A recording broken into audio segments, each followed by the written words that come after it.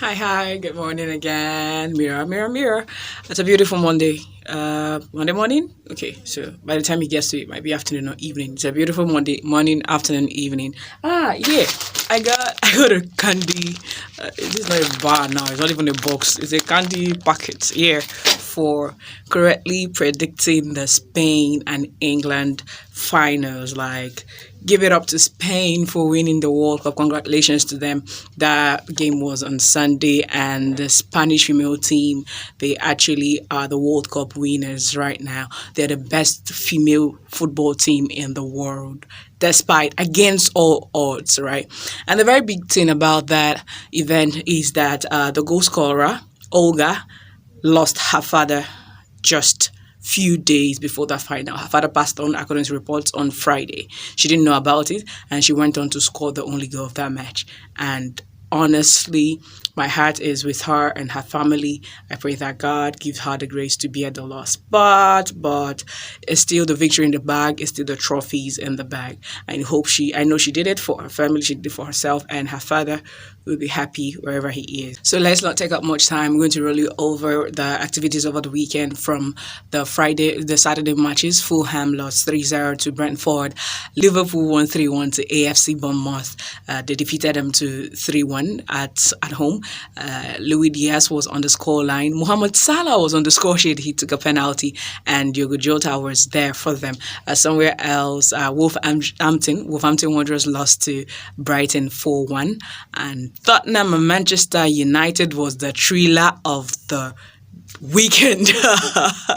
Man U lost to Tottenham 2-1. One of that was an own goal from Martinez, and then Pepe Sarr was on the score sheet for Tottenham, and I had a lot of Manchester United fans crying foul on that day, but of course, you win some, you lose some, and that equally brings me to the debate if Manchester United are going to make top four ahead of Tottenham. I tipped Tottenham to make top four at the detriment of Manchester United, but I guess it's still too early. Match day 2, we are not, we can't decide at the moment. But Manchester City, they were still despite their two matches so far, playing the Community Shield and then playing in the Super Cup, they had to still defeat Newcastle 1-0.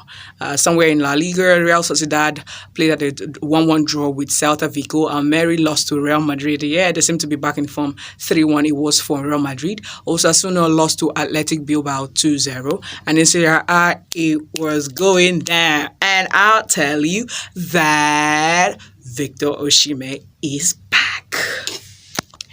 So I'm saying Victor Osimhen is back, and we had that game for Ferguson, who lost to Napoli 3-1. Ferguson lost to Napoli 3-1. And of course, Pochettino was on the score line or score sheet. Pochettino scored the first goal, and Victor Osimhen scored the second and the third goal. It's the first game, and he is literally back into the season. Give it up for Victor Osimhen. I mean, okay, so let me not be super excited, but I mean, if your people are doing well, you have to, support them some kind of. There was a 35 minutes disallowed goal by VAR in that game, so it would have gone on to be 4, but they eventually finished that one 3-1.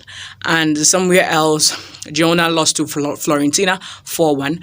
Inter won Monza 2-0. German Bundesliga, Augsburg played out a 4-4 draw with Borussia Mönchengladbach. And then that game, if you have it on some kind of ticket or if you bet it on it, I'm sure you might not have predicted that the number of goals, 8 goals in one match. And Bayer Leverkusen, it had 3 goals over RB Leipzig, 3-2 it was. And in the game between Hoffenheim and Freiburg, it was 2-1 in favor of Freiburg. Stuttgart defeated Bochum by 5-0. Like, that was a thrill of goal. And if you're wondering why these goals are so much in their numbers, it's because the style of play in the German Bundesliga is different. Germany has a fast style of play, and you expect tons of goals each day, each time. That is why you see Erling Haaland coming to EPL and he's banging in goals. He's becoming the highest goal scorer. He's scoring in all his games. So it makes more sense now to you,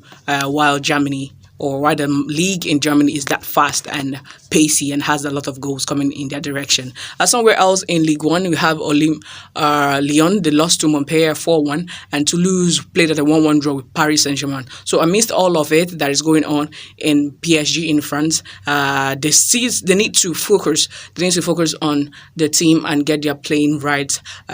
Stay off the whole back and forth for players. I need to buy this player. I need to sell off this player. His contract is not ending. I don't want him to stay. I want to stay, and all that thing that is going on in PSG, because it's eventually telling in their lineups. It's telling in their matches and in their scoreline. So I don't think they want to go this route this season. Sunday matches were the actual stunner for me. I mean, he had a lot of emotions going on. Aston Villa played out a 4-0 win over Everton, and West Ham United won Chelsea.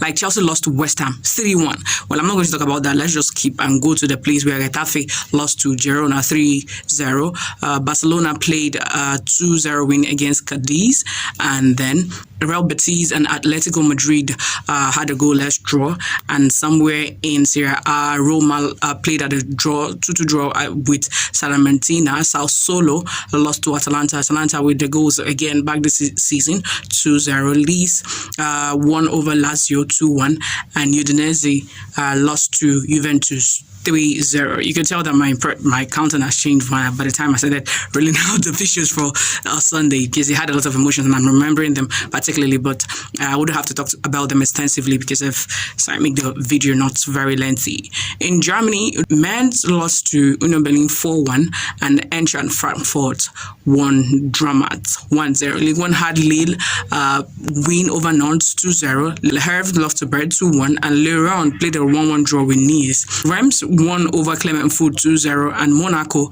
had that game in their bag. They defeated Strasbourg 3-0. Lens played a 1-1 with Rennes, and that was how it was in the weekend. First thing that the matches are going to go down today goes well, because tonight by 8 p.m. Nigerian time, we'll be seeing Crystal Palace play Arsenal, and La Liga will be having Deportivo Alaves host Sevilla by 6 p.m. and Granada will be playing Rayo Vallecano by 8:30 p.m. Nigerian time. Serie A will be having Torino host Cagliari by 5:30 p.m. Nigerian time, and Bologna against AC Milan will be by 7:45 Nigerian time. So these are the games that had gone down over the weekend, and this is Monday. This the last one's of fixtures for Monday night football. We'll bring you back the reviews by weekend, and then the previews. Okay, the previews by weekend and the reviews by Monday. Chow chow, I got a pack of chocolate for predicting Spain and England. Thank you.